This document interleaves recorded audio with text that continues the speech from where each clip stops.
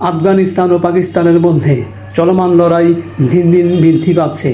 এ লড়াই ভয়াবহ রূপ ধারণ করছে।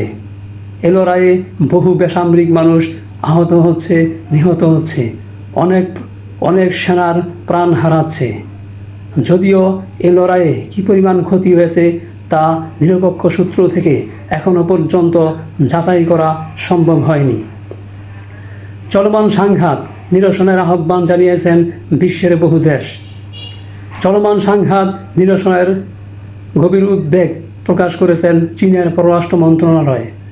চলমান সংঘাত শান্তিপূর্ণ আলোচনার মাধ্যমে সমাধা বের করার আহ্বান জানিয়েছেন ইরানের পররাষ্ট্র মন্ত্রণালয়।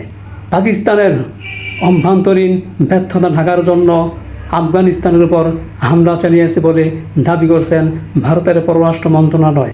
চলমান লড়াই সরাসরি বন্ধের আহ্বান জানিয়েছেন রাশিয়ার পররাষ্ট্র মন্ত্রণালয়। চলমান লড়াই গজবলীন হক ঘোষণা করেছেন পাকিস্তান।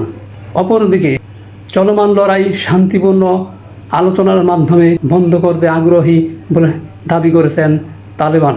তবে পাকিস্তান থেকে কোনো ধরনের হামলা হলে তা কঠোরভাবে প্রতিহত করা হবে বলে ঘোষণা করেছেন তালেবানের মুখপাত্র জাবিউল্লাহ মুজাহিদ। সঙ্গে থাকুন। আল্লাহ হাফেজ।